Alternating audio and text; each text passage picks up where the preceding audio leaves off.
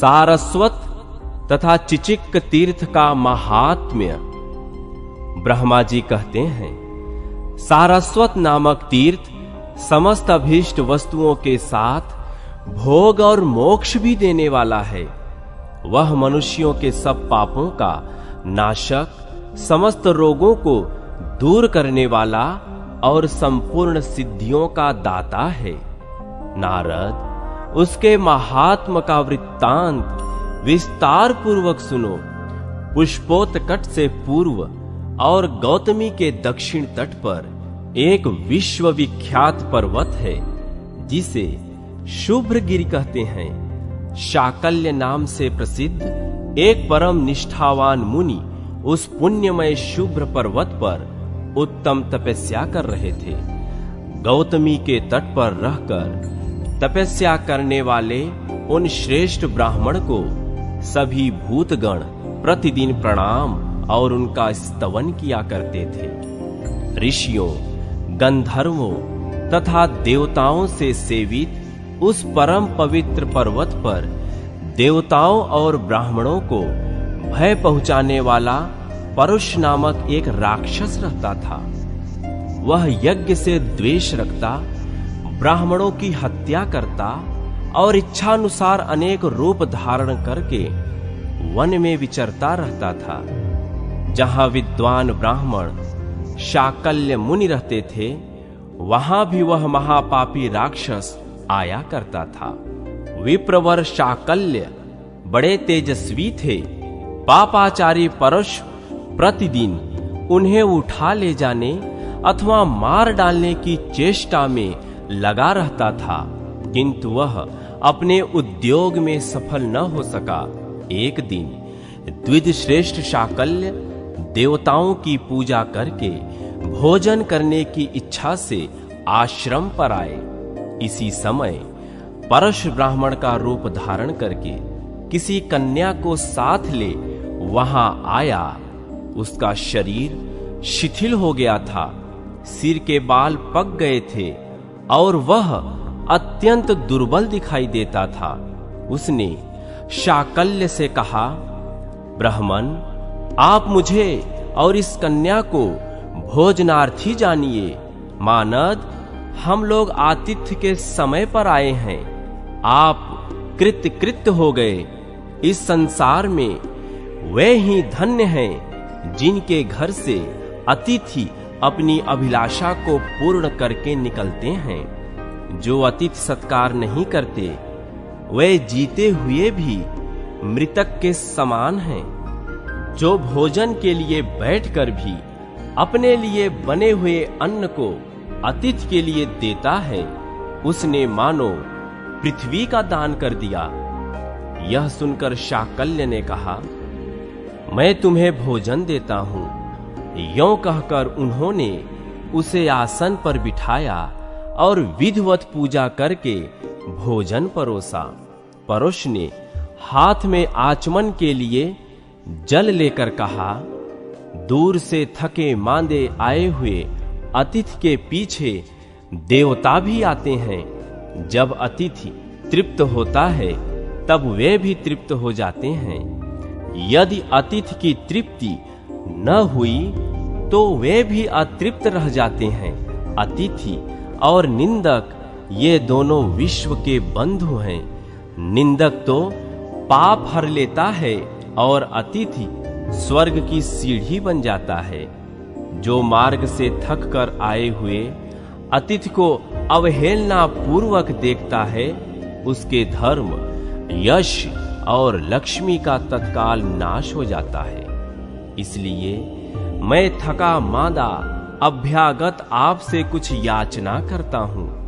आप मुझे अभीष्ट वस्तु देंगे तभी भोजन करूंगा, अन्यथा नहीं।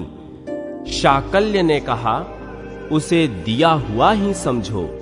तुम निश्चिंत होकर भोजन करो।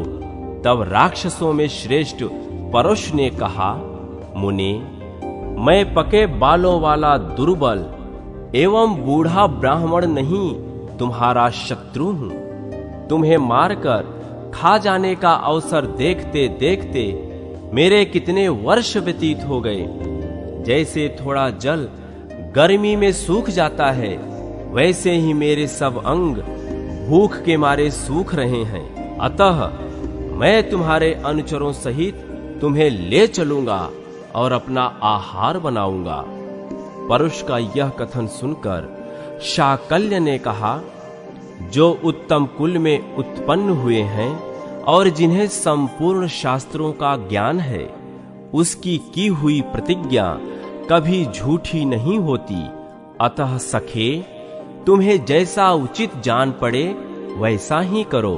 तथापि मेरी एक बात सुन लो, क्योंकि श्रेष्ठ पुरुषों का कर्तव्य है कि जो मारने को उद्यत हो उनसे भी हित की ही बात कहें। यह बात ध्यान में रखो कि मैं ब्राह्मण हूं, मेरा शरीर वज्र के समान कठोर है और भगवान श्री हरि मेरी सब ओर से रक्षा करते हैं।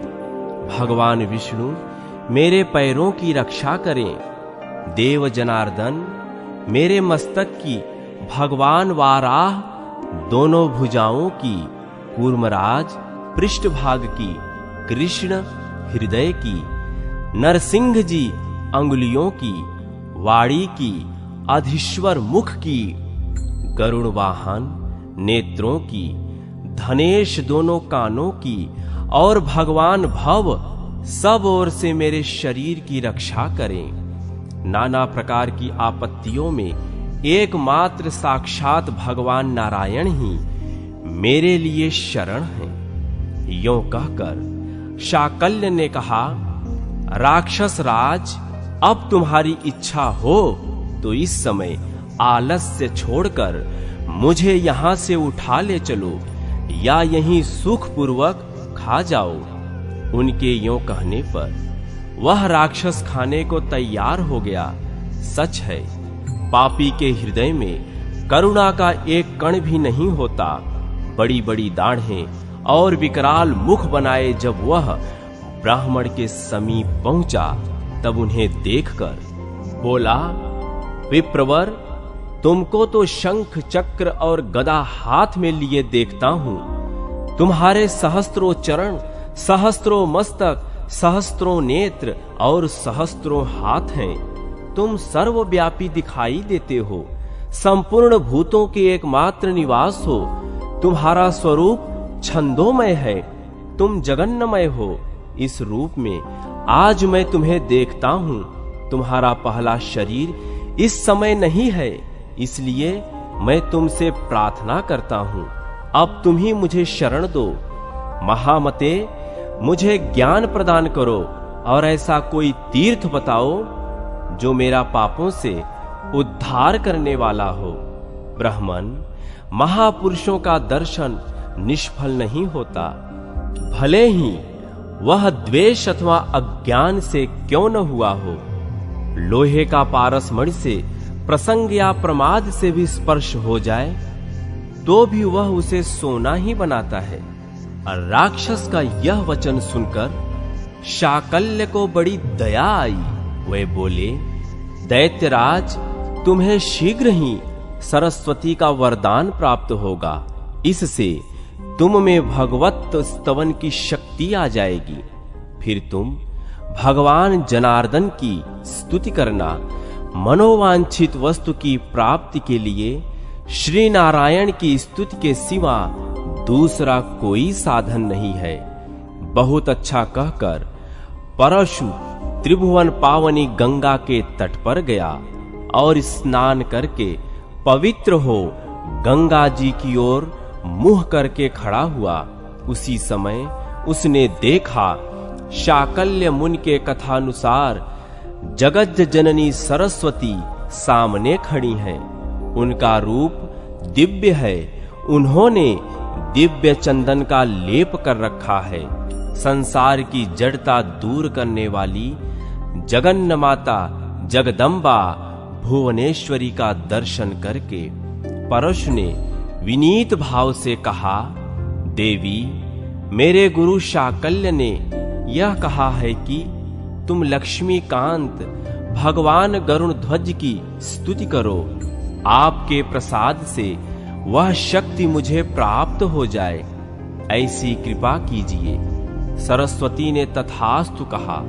उनकी कृपा से शक्ति पाकर परशु ने भगवान जनार्दन की भांति भांति के वचनों द्वारा स्तुति की। इससे भगवान श्री हरि बहुत संतुष्ट हुए।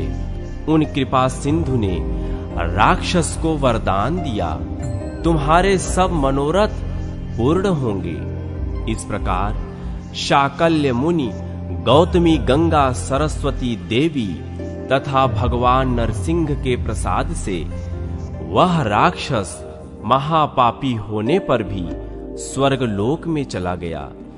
जिनके चरण कमलों में संपूर्ण तीर्थों का निवास है, उन श्रांग धनुषधारी भगवान विष्णु की कृपा का ही यह फल है।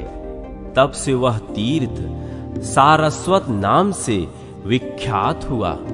वहां स्नान और दान करने से मनुष्य श्री विष्णु लोक में प्रतिष्ठित होता है। चिचिक तीर्थ सब रोगों का नाश, सब प्रकार की चिंताओं का निवारण और मनुष्यों को सब प्रकार से शांति का दान करने वाला है। उस तीर्थ के स्वरूप का वर्णन करता हूँ। पूर्वोक्त शुभ्रगिरि पर, जहाँ गौतमी के उत्तर तट पर भगवान गदाधर विराजमान हैं, पक्षियों का राजा चिचिक रहता था। उसी को भेरुंड भी कहते हैं। वह मांसाहारी पक्षी सदा उस पर्वत पर ही रहता था। वहां नाना प्रकार के फूल और फलों से लदे हुए तथा सभी ऋतुओं में फूलने वाले वृक्ष व्याप्त थे। श्रेष्ठ ब्राह्मण भी उस पर्वत के शिखर पर निवास करते थे। गौतमी गंगा से उस पर्वत की शोभा और भी बढ़ गई थी। इस प्रकार वह शुभ्रगिरि विविध गुणों से संपन्न और अनेकों मुनिजनों से घिरा हुआ था। एक दिन पूर्व देश के राजा पवमान, जो क्षत्रिय धर्म परायण, श्री संपन्न और देवताओं तथा ब्राह्मणों के रक्षक थे, बहुत बड़ी सेना और पुरोहित के साथ वन में आए। वन में घूमते घूमते थक कर किसी समय वे एक वृक्ष के नीचे आए, जो गौतमी के तट पर था। बहुत से पक्षी उस वृक्ष पर निवास करते थे। वहां पहुंचकर राजा ने चिचिक पक्षी को देखा, जिसके 2 मुंह थे। वह स्थूलकाय और सुंदर था। उसे चिंता में निमग्न देख राजा ने पूछा, तुम 2 मुख वाले पक्षी के रूप में कौन हो? चिंतित से दिखाई देते हो। यहाँ तो कोई भी दुख से पीड़ित नहीं है, फिर तुम कैसे कष्ट पा रहे हो? राजा के इस प्रश्न से पक्षी का मन कुछ आश्वस्त हुआ। उसने बारंबार लंबी सांसें लेकर धीरे धीरे कहा, राजन, मुझसे न तो दूसरों का भय है और न दूसरों से मुझकी भय की आशंका है। यह पर्वत भांति भांति के फूलों और फलों से भरा है। अनेकानेक मुनि यहाँ निवास करते हैं, फिर भी यह पर्वत मुझे सूना ही दिखाई देता है। अतः मैं अपने लिए शोक करता हूँ। मुझे न तो यहाँ कुछ सुख मिलता है और न मेरी कभी तृप्ति ही होती है। इतना ही नहीं, मैं निद्रा, विश्राम और शांति से भी वंचित हूँ। 2 मुख वाले पक्षी की यह बात सुनकर राजा को बड़ा विस्मय हुआ। उन्होंने पूछा, तुम कौन हो? तुमने कौन सा पाप किया है और क्यों तुम्हें यह पर्वत सूना दिखाई देता है? यहाँ रहने वाले प्राणी तो एक मुख से ही तृप्त रहते हैं, तुम्हारे तो 2 मुख हैं। तुम्हें क्यों नहीं तृप्ति होती? तुमने इस जन्म में अथवा पूर्व जन्म में कौन सा पाप किया है? ये सब बातें मुझसे सच सच बताओ, मैं तुम्हें महान भय से बचाऊंगा। चिचिक ने पुनः लंबी सांस लेकर राजा से कहा, महाराज, मैं तुम्हें अपने पूर्व जन्म का वृत्तांत सुनाता हूँ, सुनो। पूर्व जन्म में मैं वेद वेदांगों में पारंगत श्रेष्ठ ब्राह्मण था। उत्तम कुल में मेरा जन्म हुआ था और अच्छे पंडित के रूप में प्रसिद्धि थी, किंतु मैं सबका कार्य बिगाड़ने वाला और कलह प्रिय था। लोगों के मुंह पर कुछ और कहता तथा पीठ पीछे कुछ और। दूसरों की उन्नति देखकर सदा दुखी रहता और माया फैलाकर संसार को ठगा करता था। मैं कृतघ्न, असत्यवादी, परनिंदा कुशल, मित्रद्रोही, स्वामी द्रोही, गुरुद्रोही, दंभाचारी और अत्यंत निर्दय था। मन, वाणी और क्रिया द्वारा बहुत लोगों को कष्ट पहुंचाता था। दूसरों की हिंसा करना ही मेरा सदा का मनोरंजन था। स्त्री पुरुष के जोड़े में फूट डाल देना, समूह के समूह का विनाश करना, मर्यादा तोड़ना आदि दुष्कर्म मैं बिना विचारे किया करता था। विद्वान पुरुषों की सेवा से दूर ही रहता था। तीनों लोकों में मेरे जैसा पापी दूसरा कोई नहीं था। इसी से मेरे दो मुंह हो गए। दूसरों को दुख देने से मैं स्वयं भी दुख का भागी हो गया हूं और इसीलिए यह पर्वत सूना दिखाई देता है। राजन, और भी धर्मयुक्त वचन सुनो, जिसके पालन किए बिना ब्रह्म हत्या के समान पाप लगता है। क्षत्रिय युद्ध में जाकर अथवा युद्ध से अन्यत्र भी यदि भागने वाले, हथियार रख देने वाले, अपना विश्वास करने वाले, युद्ध में पीठ दिखाने वाले अपरिचित बैठे हुए तथा मैं डरता हूं, यों कहने वाले मनुष्य को मार डालता है तो उसे ब्रह्म हत्यारा कहते हैं। जो सामने प्रिय बोलता, परोक्ष में कटुवचन कहता, मन में दूसरी बात सोचता, वाणी से दूसरी बात कहता और क्रिया रूप में सदा दूसरा ही कार्य करता है, जो गुरुजनों की शपथ खाता, द्वेष रखता, ब्राह्मणों की निंदा करता और झूठ मूठ की विनय दिखाता, वह पापात्मा ब्रह्म हत्यारा है। जो द्वेषवश देवता, वेद, अध्यात्म शास्त्र, धर्म और ब्राह्मण के संग की निंदा करता है, वह ब्रह्मघाती है। राजन, मैं ऐसा ही था तो भी लज्जावश दिखाने के लिए सदाचारी सा बना रहता था। इससे मुझे पक्षी होना पड़ा। इस अवस्था में रहने पर भी मुझसे कहीं कुछ पुण्य कर्म भी बन गया था, जिससे मुझे स्वतः ही अपने पूर्व जन्म की बातों का स्मरण हो आया। चिचिक की बात सुनकर राजा पवमान को बड़ा आश्चर्य हुआ। उन्होंने पूछा, किस कर्म से तुम्हारी मुक्ति होगी? उसने कहा, सुव्रत, गौतमी के उत्तर तट पर गदाधर नामक तीर्थ है, वहीं मुझे ले चलो। वह तीर्थ परम पवित्र और सब पापों का नाश करने वाला है। मैंने बड़े बड़े मुनियों से सुना है कि वह सब अभीष्ट वस्तुओं को देने वाला है। गौतमी गंगा तथा भगवान विष्णु के सिवा दूसरा कोई क्लेशों का नाश करने वाला नहीं है। मैं चाहता हूं सर्वतो भावेन उस तीर्थ का दर्शन करूं, किंतु मेरे प्रयत्न से यह कभी संभव नहीं है। भला पापियों को मनोवांछित वस्तु की प्राप्ति कैसे हो सकती है? वीर, मैं यत्न करने पर भी उस तीर्थ का दर्शन नहीं कर पाता। यह कार्य मेरे लिए अत्यंत दुष्कर है। तुम्हारी कृपा हो तो मैं भगवान गदाधर का दर्शन कर सकता हूँ। भगवान करुणा के सागर हैं।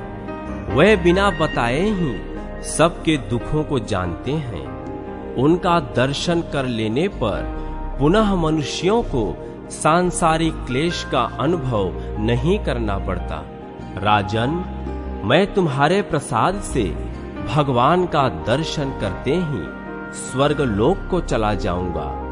पक्षी के यों कहने पर राजा पवमान ने उसे उठा लिया और ले जाकर उसे गौतमी गंगा तथा भगवान गदाधर का दर्शन कराया। चिचिक ने स्नान करके त्रैलोक के पावनी गंगा से कहा, माता गौतमी, तुम तीनों लोकों को पवित्र करने वाली हो। मनुष्य जब तक तुम्हारा दर्शन नहीं करता तभी तक इस लोक और परलोक में पातकी कहलाता है।